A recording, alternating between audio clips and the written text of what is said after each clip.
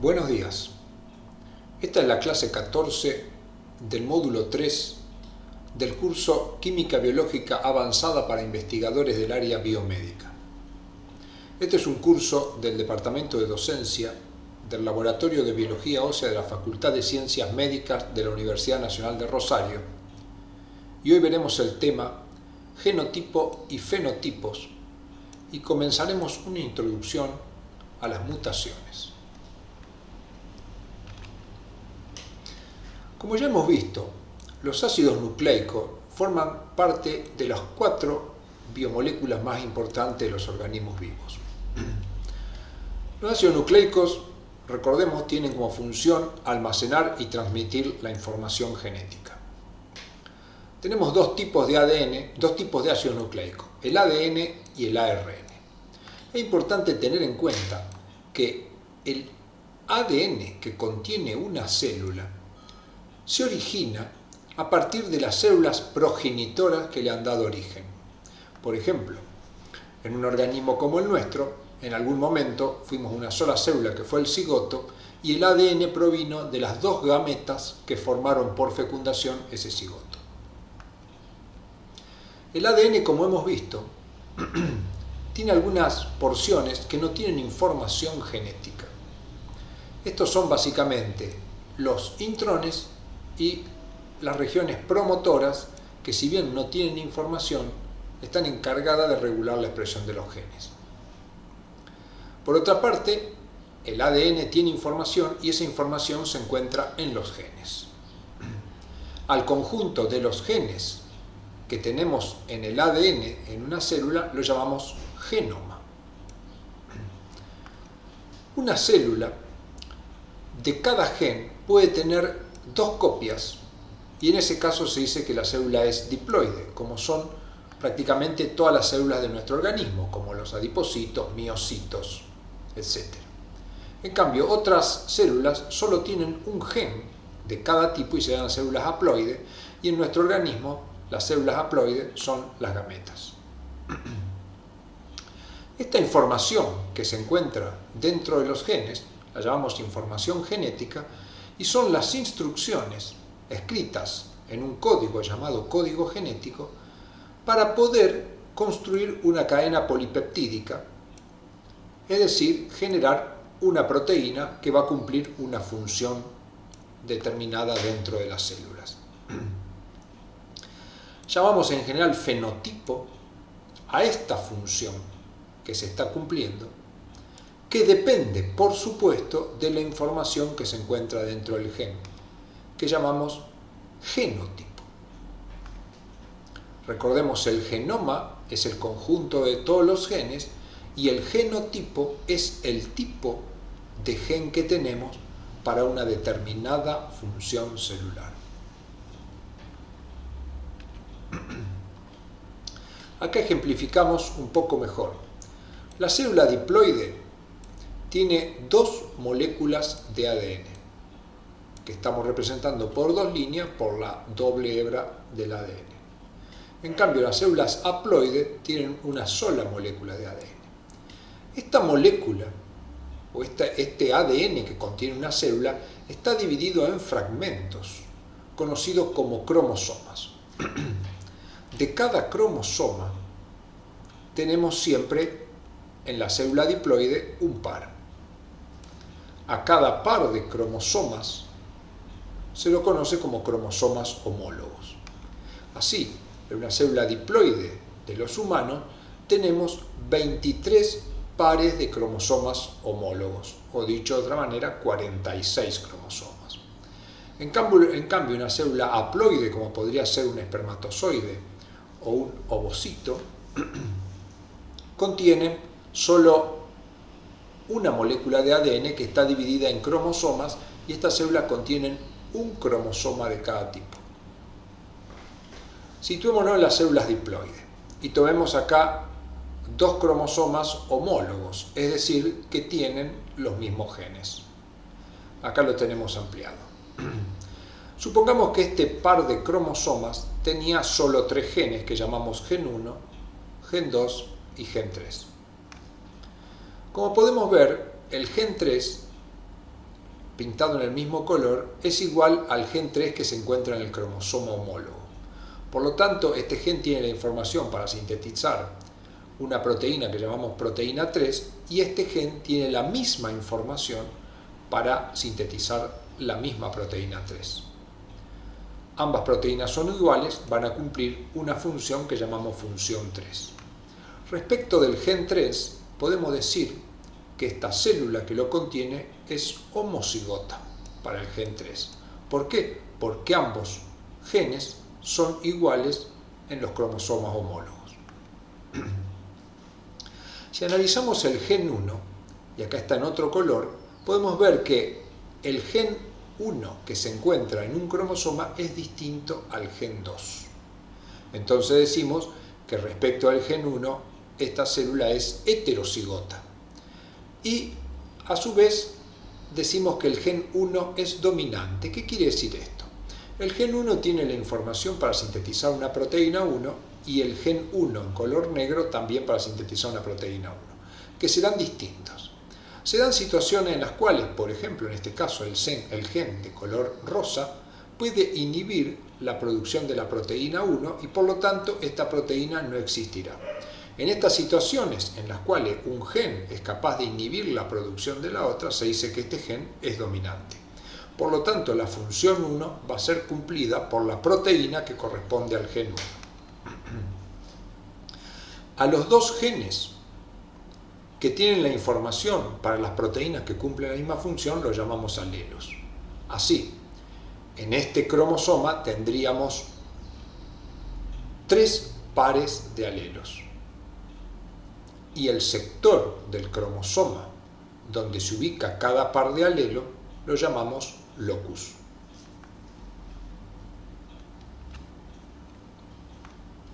Entonces, como vimos recién, en una célula diploide tenemos pares de cromosomas y dentro de estos pares de cromosomas tenemos, como vimos, pares de alelos ocupando un mismo locus. Los alelos entre sí pueden tener una relación de dominancia en la cual uno impide la expresión del otro, o inclusive pueden ser alelos iguales en el cual se dice que es homocigoto. Veamos las posibles combinaciones, ahora ubicándonos en un solo locus. Podemos tener, como en este caso, un alelo que es dominante sobre el otro. Vamos a llamar con la letra, como se acostumbra, con una letra A mayúscula al dominante y con una letra A minúscula al recesivo. Por lo tanto, en esta circunstancia, A es dominante sobre A pequeña, por lo tanto, la única proteína que tendremos es la proteína codificada en el alelo A mayúscula que cumplirá la función. Por supuesto, la función va a corresponder a la proteína codificada por este alelo. Entonces, ¿qué decimos de esta combinación? Que el genotipo es heterocigota. El genotipo es esto. ¿Qué combinación de genes yo tengo para un locus en particular? Entonces, el genotipo es A grande, A chica. Y el fenotipo, que sería el resultado, la función, es dominante, es el que corresponde al gen A. Veamos esta combinación, donde tenemos dos genes dominantes. Obviamente, si los dos genes son dominantes, ambos producirán la proteína y se cumplirá la función con la proteína A mayúscula. Entonces, ¿cómo es el genotipo? El genotipo es homocigota dominante porque tenemos los dos alelos iguales y a su vez son dominantes y decimos que el genotipo es A grande, A grande. Y el fenotipo es dominante, es decir, es A grande. Esta otra situación, tenemos dos genes recesivos ocupando el mismo locus. Se va a producir la proteína 1 y la proteína 1 correspondiendo a los dos genes porque no está el dominante y la función será la correspondiente a la proteína A pequeña. Entonces, ¿qué decimos? Que el genotipo es homocigota recesivo, es decir, A chico, y que el fenotipo es recesivo, es decir, A chico. Otra situación que se puede presentar es lo que se llama la codominancia. La codominancia, ¿qué es? Cuando tenemos un gen A grande y un gen A chico, pero el A grande no es dominante sobre el A chico, sino que ambos se pueden expresar. Por eso Acá lo que vamos a tener es por un lado la proteína 1 y por el otro lado la proteína 1 correspondiente al gen A, y entonces en la función vamos a tener dos proteínas que van a cumplir una determinada función. Por lo tanto, va a existir la proteína A mayúscula y la proteína A minúscula, y la función se va a cumplir como una mezcla de dos proteínas. Entonces, ¿qué decimos? Que el genotipo es heterocigota, es decir, A grande A chico, y que el fenotipo también es heterocigota, A grande A chico. Veamos ahora esta situación. Situémonos en un gen en particular. En una población de individuos de la misma especie podemos tener diferentes combinaciones. Por ejemplo, el individuo 1 para el gen 1 tiene el gen rosa y el gen azul. Otro tiene el gen rosa y el gen verde oscuro, gen amarillo y rojo, negro y verde claro, negro y negro, verde y verde claro. Si hacemos un recuento, encontraremos que en esta población algunos genes son rosados, otros son azules, otros son verde oscuro, otro amarillo, otro rojo, otro verde claro y otros negros. Es decir, si bien cada individuo tiene solo dos alelos para ocupar un gen, en la especie pueden existir más de dos alelos, de tal manera de que existan individuos con combinaciones alélicas distintas. Esto estaría representando una célula diploide que tiene dos genes para un mismo locus. Si este individuo genera gametas, las gametas, algunas llevarán el gen rosado y otras llevarán el gen azul. Si vemos el individuo número 6, este es un individuo heterocigota para el gen 1. El individuo 6, en cambio, para el mismo gen, es homocigota y tiene un alelo distinto en el locus al individuo 1. Si este individuo genera gametas, las gametas serán todas iguales, serán por supuesto haploides y llevarán todo el gen verde. Si se produjera la fecundación entre gametas del individuo 1 y gametas del individuo 2, existen dos combinaciones posibles: que el gen rosa combine con el verde o que el gen azul combine con el verde. Por lo tanto, la descendencia del individuo 1 y del individuo 2 podría dar dos combinaciones distintas para el gen 1. El individuo que tenga gen rosa y verde y el que tenga azul y verde. En ambos casos vemos que los individuos que generarían serían heterocigotas para el gen en cuestión. Veamos esta situación, que se produjera la fecundación entre gametas del individuo 4 y del individuo 6. El individuo 6, como ya vimos, puede generar un solo tipo de gametas o gametas con un solo tipo de alelo para el gen 1, que es el alelo verde. En cambio, el individuo 4 puede generar dos gametas, gametas que llevan el alelo negro o gametas que llevan el alelo verde. Por lo tanto, en la descendencia podemos tener descendientes que sean heterocigotas con alelo negro y verde, o individuos que sean homocigotas con los dos alelos verde claro. Analicemos otra situación, por ejemplo, la fecundación entre gametas del 5 y del 6. El individuo 6 genera gametas que para el gen 1 solo pueden tener siempre un solo tipo de alelos porque él era homocigota respecto a ese gen. El individuo 6 también va a generar gametas con un solo tipo de alelo porque él era homocigota para el alelo verde. Por lo tanto, en la descendencia vamos a tener todos individuos heterocigotas con el alelo negro y un alelo verde. Luego, si uno es dominante sobre el otro, se expresará una proteína en particular. Por ejemplo, si el alelo negro fuera dominante sobre el verde, a pesar de que la descendencia es heterocigota para este gen, toda la descendencia tendrá fenotipo que corresponde al alelo negro. Bien, pasemos entonces ahora a una introducción al tema de mutación. Una mutación es un cambio en la secuencia de bases del ADN. Acá vemos esquemáticamente una secuencia de bases del ADN partiendo la hebra de arriba del 3' hacia el 5' y la de abajo del 5' hacia el 6, hacia el 3'.